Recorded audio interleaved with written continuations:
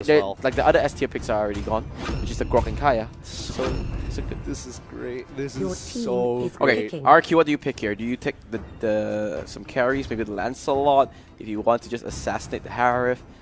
However, you can see they just full on protect Harith.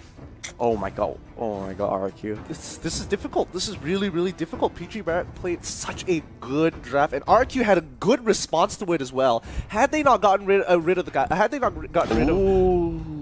They wanna stop the engage altogether. I think they're gonna look to punish very early on. They're gonna look to punish Harith as much as they can. Honestly, what I think PG Barrack should do, especially when they get into game, they go as a kill squad. They go as a kill squad. Side lanes, okay, they can kind of give it up here, but they need to make sure that they have. Looks like they're looking to pick up. No. They just respect the downwards that was from Lemon. I mean, they don't have first pick anyways.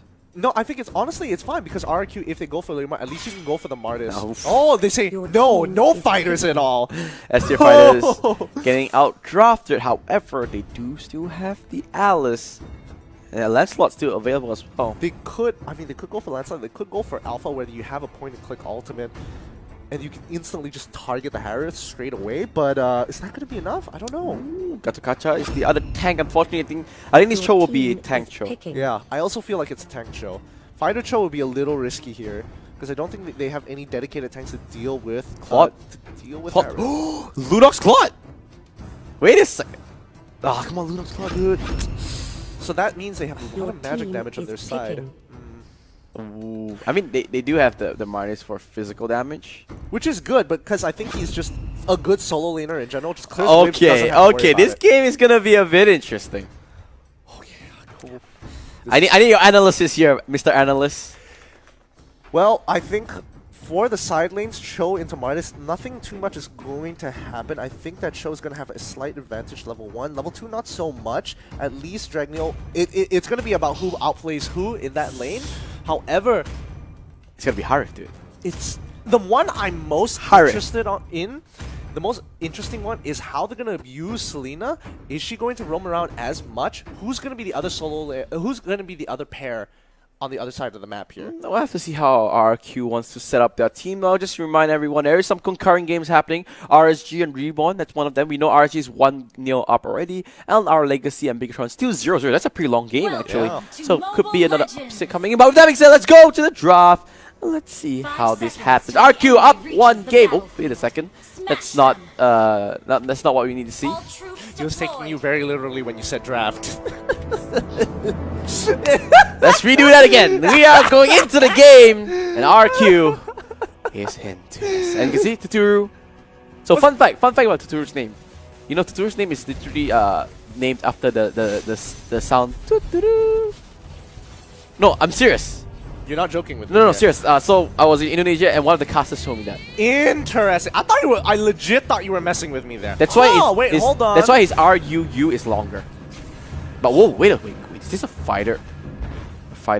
This is interesting. This is a very interesting of splitting up the lanes here because now that you have Hylos by himself up on the top side of the map, Kimmy is going to be kind of roaming around by himself, but it allows Cho a little bit more flexibility, but it gives a lot of XP over to Kimmy as well. They just invade all three. They just went for the invade. Yeah. I mean, it's really smart, and that's the way, probably the way you should do it, but very cool. That's a really cool way. Oh! Arkai got it! Wait, did Arkai get it? Can we check Arkai real quick? Arkai? Yeah, he got it! Oh my goodness, that's so upsetting. And I think the top one also went over to Sanji, so PG getting 2. Oh, Arrow didn't head on to Harith, however. He's not level 4 just yet. There goes the damage. I am Jago needs to be careful. Sanji feeling hot, feeling good. He does have the good flicker coming in. The Zaman Force not available. James is here. He does have the Unbreakable. Where's the pop-up? There it is. And Sanji, a little bit too early for that. He needed his ultimate, and he was too quick on the fingers. Yeah, Sanji really tried that to pick it up, but RRQ mechanically sound there. Really good play all around. Looks like, oh man. Oh, yep, Kimmy hurts. Update. Kimmy does really hurt. Kimmy does really hurt. But you have to admit, Lemon with that flicker just makes it out of time and a good rotation in response to it. Oh, great play coming around, and now here comes welcome to the Zaman Force and welcome to the Jam. Sanji taking up first kill in this game, and that's just a preview what's gonna happen the rest of the day. This is going to be really, really rough. I mean, Turtle finally into the hands of PG Barracks. This is their first Turtle out of the both of those series that they're able to actually keep control of it. Oh, but Liam says no. And by a great ultimate coming in. They do lock it in. However, there's no Salmon Force coming in. Kimmy comes in. Who's gonna get it? Turtle will go over to Sajid with PG. PG with a great here. Oh, a great ultimate on Turo. But he manages to get away. Salmon Force knocks him out. Where's the damage? The Turo goes down. Sanji, he doesn't have mana anymore. He doesn't have mana. He needs to back out top man. Can he get out of there? Where is the slow? There goes the damage, but it's not enough. And the Unbreakable comes out from James.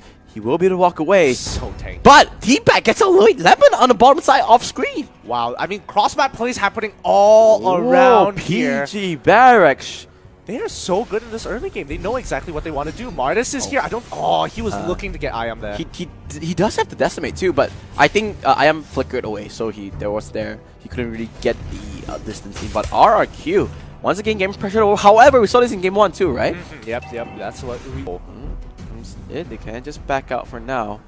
Meanwhile, Minotaur on the top side. You can see how he's trying to make some rotations happen, but RQ doing the smart thing, just gonna spread it in, and I think the crab did go over to Kimmy on his left to Turu there. So a big chunk of gold coming in. Turu going to be taking out a wave as Liam cuts it, but he's going to get collapsed He thought this was a smart move. He tried to go over the water. Turu getting sniped away. And well, by 1-3-1 because Liam now in the face of it, and a Minion Fury just for good measure. The arrow does land, but it lands in the worst possible target, which is Huba.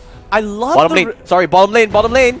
Oh, sorry. He tried to go for it, but the way of the dragon was there. Lemon, great composure, understanding what he could do. He was so low. Yeah, absolutely. That was a good move. That was a good move here. But are they going to go for more? I don't want them to greed out a little bit there, but looks like they are going to try and break the economy of RRQ, and they are going to look to destroy that top tier 1 in response. They're going for the trade here, and yes, indeed, they do take it. And guess what?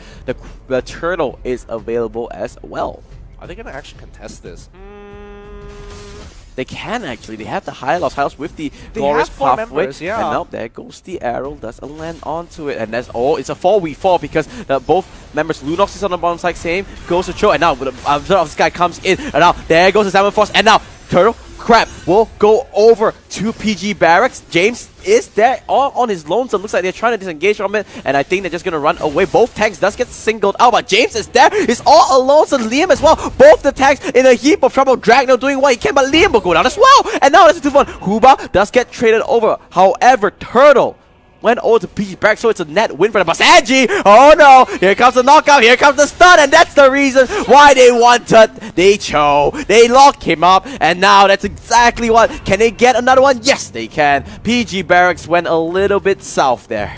Oh my goodness, that was going so well for them. They traded so well, and Sanji just thinks, I'm too confident. I'm going to take the most dangerous path back into lane as he walks down river and meets up with RRQ and realizes, oh no, this is bad. Well, let's look at the items really quickly. Lemon, I think, is going to hit like a truck now, and yes, he will, because he's going to complete that. Wait, he's going all over the place with his items. He has the Endless Battle components already, but then he has 2 swords, so... But yeah, he's going to complete his Endless Battle relatively shortly, maybe a couple more 100 gold before he goes for it. But look at it, Harif already completing his Calamity Reaper and his Jungle Item. A lot of damage coming in for him. Yeah, it looks like he's trying to be very efficient with the amount of gold that he has, making sure to use it to get the extra stats wherever he can. But he does have the Endless Battle now, no problem whatsoever, as RRQ going to be playing the map a little bit more. And as we talked about, they had a very strong mid game against PG Barracks in the previous sector. But let's see whether or not this is going to translate over to game 2. Bottom, they do take it out, but you can see Arkai in the back, and he does jump into it. He's pushing Selena back, but Dragno facing his own little situation. And one of the guys here, but no, look at it, Tuturu does get trapped. Minion Fury does tag onto Tuturu. They won this Kimi, and they are gonna get it. The auto attacks, that's a clean wipe on the bottom side. They do get the Martis in the top end, and I think they're gonna get this turret as well. I think PG Barracks needs to push 2 lanes here. They need to push 2 lanes as soon as possible here. If they wanted to, I think RRQ could potentially look to push that top tier 1. But again, you don't see enough members. You immediately think they're already rotating onto us. They could take this to tier 1 as soon as possible. And should be able to, right? Yeah, no problem. I mean, look at it. They're chucking it out with no issues whatsoever. But Turtle is still up there. They have to make a decision if they want to greed out or not. They're greeding out, and they take the bottom turret as well. So this is super duper greedy by PG Barracks. However, Lemon The outplay came in. Lemon went down. And now it's a 45. Fuba has Rage Form. He does have the minion very active as well. Soft cooldown. Arrow lands onto no one at all. And Turtle does go away. Minion Fury lands onto 2. Now where's the Xamon for Sanji? He's just holding it up. He doesn't want to pop it. He tops it a little bit too late. And now this could be the game that they want to fight for. There goes T-Back as well. Lunox does have the darkening. I think James goes down. I Am Jago lands the arrow on the top side. He's trying to get Dragon. No, he will get the snipe. But do you think PG Barracks Sanji held on to the ultimate a little bit too long? No. He was waiting for the rotations from Top Man as well as T-Bag. They were quite far away. Had he used it earlier, he would have ran out of Xamon Force by the time they reached. Yeah, I think so too. That's a really good point. But Tuturu sniped away the buff there. And remember, Turtle went over to RQ as well. Yeah, I think they shouldn't have gone. It was way too greedy. They should have waited for a little bit longer. They could have baited out a fight there, which might have been a little bit more in their favor considering that they have Kuba on the Minotaur, and that would have benefited them way more had they waited a little bit longer and gathered and regrouped together to take that fight on, because he did get a 3-man ult minion for onto Turtle, so a little too greedy for my taste. Yeah, I mean, they got 2 turrets. Then they, the smart thing is to just recall and reset, because and RQ wouldn't be able to reach that because it was already 8 minutes. It would despawn, but they wanted to greed. They thought, you know what, we need to try and get as big of a lead as possible. However, it's still 1,000 gold, the deficit. Meanwhile, mid lane, they do get the Hurricane dance, but I don't think that's the target that you want, my friend. Yeah, I think they all realize it too. Oh, now Hurricane does get fought out, and they're just gonna back off. Oh, out of the Guardian! That's a great one, but Huba, he doesn't have the Minion Fury active. He doesn't have the range form anymore, and Topman is super low. The rest of the team coming in. PG Barracks, everyone's still alive. Lemon is there. They're diving though, but here comes Xamon Force. He went to the 2 carries, and oh my god! Will he get down? A great stun by the high loss, but they will lose down as well. Sanji does get power. Lemon now coming in hot as well. There goes the Wheel of Dragon. He will lose 2. Oh my god, RRQ. They took 1, but they lose 3. Oh my goodness. Oh my goodness, this game is insane. I can't. I'm slowly losing my mind here at how good both these teams are playing here. I mean, how it happened? But no. It's genius what they did because they've adapted so much to RQ's playstyle. Wait a second. This is not in the script. This is not. You're not allowed to do this, PG Barracks. A 10-minute on the dot, Lord. 5 minutes left. They're spending everything. This could be, remember, retribution on the side of Tuturu. Yeah, you can see they're trying to block him off. Topman needs to get the hell out of there. He needs to push Tuturu away. No. He does have it. It's slow. Do they go for it? Remember the retribution? They push Tuturu out. Oh no, Tuturu gets it. And now things are going bad to worse for PG Barracks. RRQ can go. RRQ can chase. RRQ can take every single thing there. And Tuturu going with the Lord and retribution. And RRQ, they can't even go for the GG push. I'm actually so disappointed. They just needed to use the Hurricane Dance a little bit earlier. I'm so disappointed. They had everything there. PG Barracks had everything lined up for them, and they threw it away. RRQ with more experience there, holding on in a high-pressure situation. They can look for the end, but Sanji is right there. Xamon Force, take on to 2. It is not done yet. Topman's there. Lemon into the first time. Great jukes coming out from Lemon. Hurricane that's just blocking a wall. Lemon 100% go down now, but now they're not done. They want more. Here comes the stun. Here comes the land. Here comes Sanji. Here comes the Avatar, the Guardian, locks them down. Oh, a great Minion Fury comes true. Everyone just trading left, right, and center. Look at how low it is. The flicker comes off. Tuturu, darkening in the face. You go down, I go down with you. One after the other. And James, Unbreakable comes in. Sanji is still there. He dodges it, and now welcome to the Xamon Force. Oh, there goes the flicker. He has to go for the Lord, but this game is just a little bit insane. I mean, it looks like they might lose their top target here. Oh no, the minion wave is actually going to collapse into it. Oh, but I think they're going to lose the ball. Arrow, it just fell off. I think that turns down. Yeah, it's gone. It's gone. They're losing way too much here, PG Barrack. They had everything lined up for them. Sometimes it's just a little bit of luck.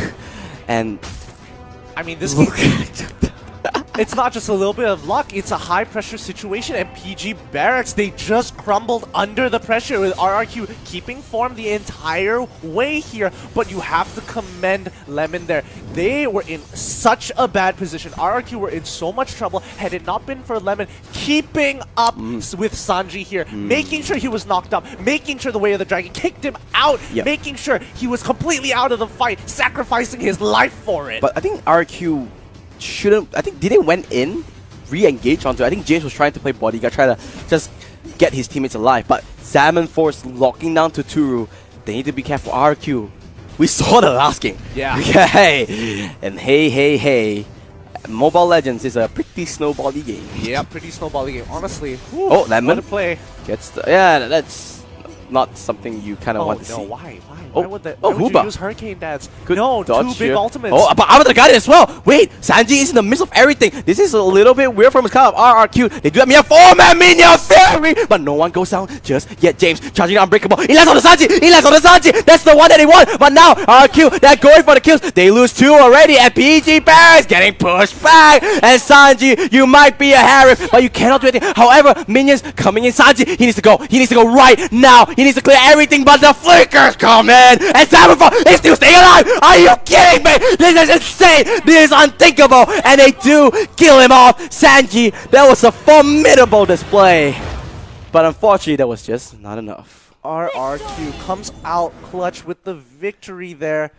Oh my goodness, Lemon, you're insane. Do you know the first thing that comes to my mind? I feel so bad for PG Barracks. You know why? They had everything. No, not only that. This shows that, you know, that's 0-4 now. On the first glance, they're like, oh, this is the worst team in the group. But they're not. They're playing so well. They played so well. Let's go to the post-game stats first. Sometime. I'm so frustrated because PG Barracks had everything in their grasp. They crumbled under the pressure there. They couldn't make a decision. That one split section, micro transaction couldn't go through. It just couldn't go through. They got scammed at the end as RRQ took that game away. But you could see the experience. They held up. They didn't crumble under the pressure. They continuously kept on.